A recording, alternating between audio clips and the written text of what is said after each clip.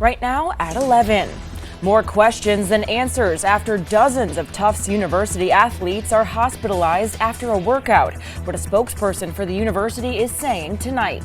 Plus, former President Trump says it's too late for another debate. The latest in the race for president with less than 2 months until Election Day. And Kelly is tracking our forecast.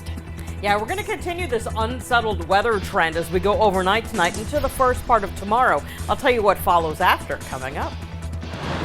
ABC 6 News 11 at 11 starts right now.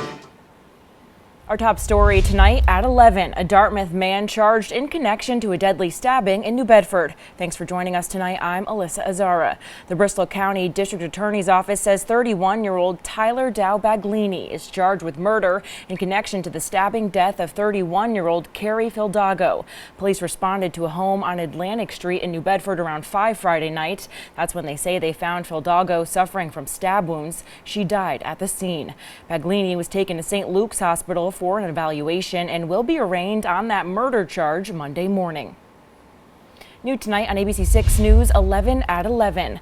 Bus drivers for First Student in Rhode Island voting in approval of a new union contract. According to First Student, the contract will, quote, ensure school transportation services will continue uninterrupted for students and families, while giving drivers and aides pay increases, improved health care benefits, and better retirement contributions. The ATU Local 618 union has been bargaining for a new agreement since April.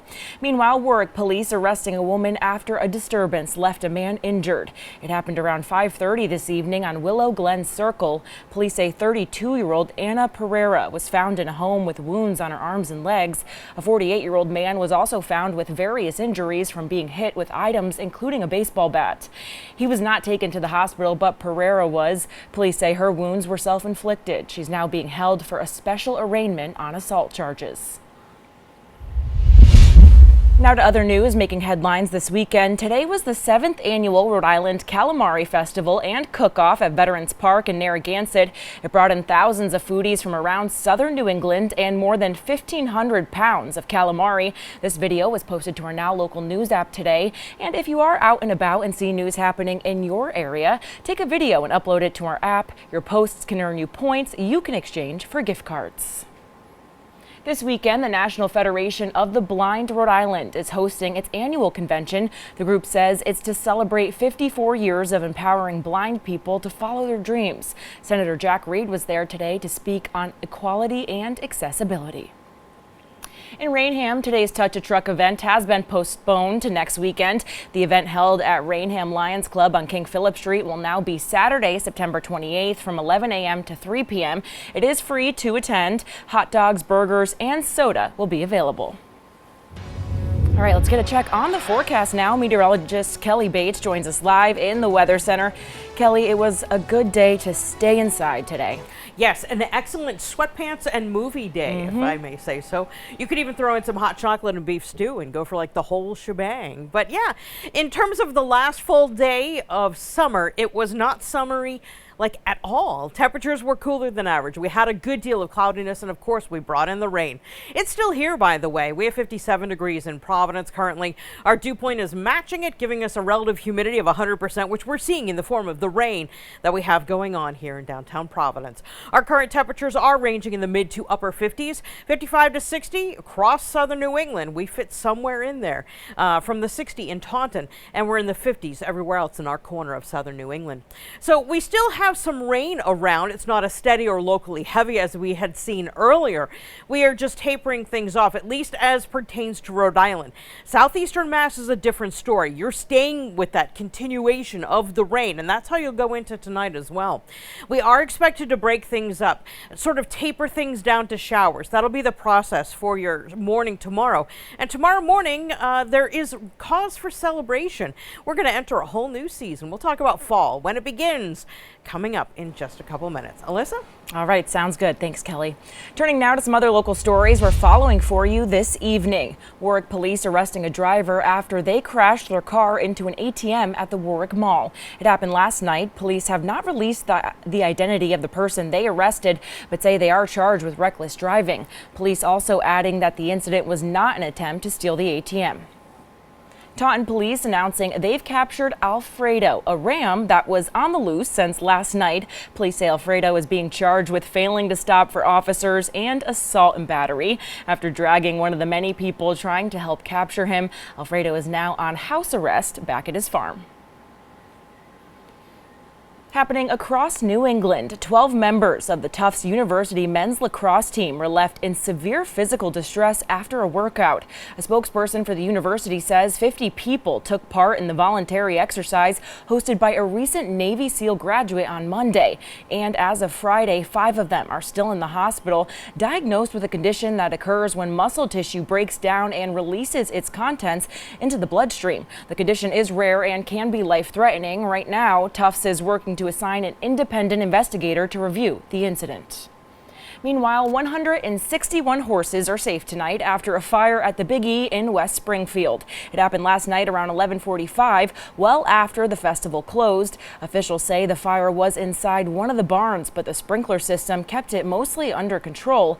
Some of the horses did have minor injuries, but all are luckily expected to be okay. No word yet on how that fire started. Turning now to Your Voice, Your Vote 2024. Former President Trump returned to North Carolina today for a rally, while Vice President Harris not making any campaign appearances, but did post on X that she has accepted an invitation for a CNN debate against Trump. But the former president declined. Take a listen. Donald Trump traveled to Wilmington, North Carolina on Saturday, a key battleground state where he leaned into his message to women voters. Women will be happy, healthy, confident and free.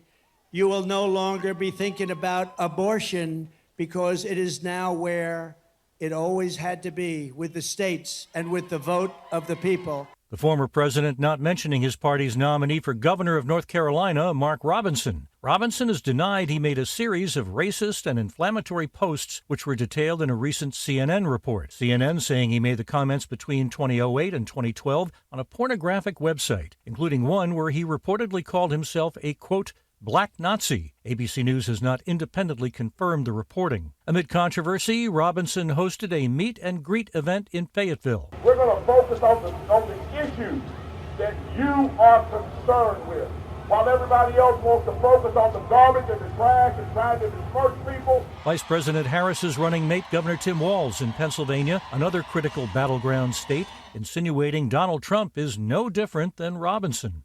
Let's not pretend that there's a gradual difference between the folks that are running here, that they're running together. Trump's running mate, Senator J.D. Vance, visiting a farm in Leesport, Pennsylvania, where he took aim at Harris. We are not going to let Kamala Harris forget that she opened the border, that she went to war with the police, that she tried to ban fracking, and she is fired on November the 5th. The vice president posting on X Saturday that she has accepted an offer from CNN for a second presidential debate against Donald Trump on October 23rd, less than 2 weeks before Election Day. Trump responding. She's done one debate, I've done 2. It's too late to do another. I'd love to in many ways, but it's too late. The former president saying it's too late because voting has already started. Chuck Sievertson, ABC News, New York. Keeping with national news tonight, 2 people are dead and several others are hurt after a shooting in Minneapolis this morning. It happened shortly after police were called to a local bar for a fight. Officials say shots went off as police were breaking up that fight. A total of 5 people were shot. 2 of them would later die at the hospital. The other 3 victims suffered non-life-threatening injuries. The city's police chief speaking on the incident as the investigation continues tonight. It's extraordinarily tragic when we're seeing across the country that these arguments escalate into violence so quickly, and particularly gun violence. Police say 1 person was taken into custody and will be booked for probable cause riots. Now to our continuing coverage of the war between Israel and Hamas. Tensions continuing to build between Israel and Hezbollah, the IDF launching airstrikes into Lebanon on Saturday. This comes just 1 day after an airstrike into Lebanon's capital. Here's ABC's Marcus Moore. The IDF launching a wave of airstrikes into southern Lebanon Saturday as tensions in the region continue to escalate. These airstrikes come 1 day after Israel struck a Beirut suburb that, according to the Lebanese health ministry, killed at least 37 people, including 3 children. Also killed in Friday's airstrike, Ibrahim Akil, one of Hezbollah's top commanders. Akil was wanted by the U.S. for his role in the 1983 bombing of the American Embassy and Marine Corps barracks in Beirut that killed more than 300 Americans. The IDF saying the strike not only killed Akil, but other top Hezbollah operatives who they say were hiding underground. Prime Minister Benjamin Netanyahu said in the statement regarding the strike, quote, "Our goals are clear and our actions speak for themselves." This strike coming at a time of heightened tensions. There were 2 straight days of simultaneous explosions of pagers and handheld radios of suspected Hezbollah members, as well as intense fighting along the southern border with Lebanon and Israel. In response, Hezbollah launching its own attacks. More than 100 rockets fired from Lebanon into northern Israel. Israel and Hezbollah have been exchanging fire since the Hamas October 7th terror attacks on southern Israel, which sparked a military offensive against Hamas. On Saturday, Israel striking the Al-Falah school in Gaza. According to the Gaza Health Ministry, at least 22 people were killed, many of them women and children. The IDF says the strike was aimed at Hamas terrorists operating inside the school. World leaders continue to call for de-escalation of tensions. Fighting continues to increase, adding to concerns of a wider conflict. Marcus Moore, ABC News, Beirut. Still to come tonight at 11. Kelly will be back with a look at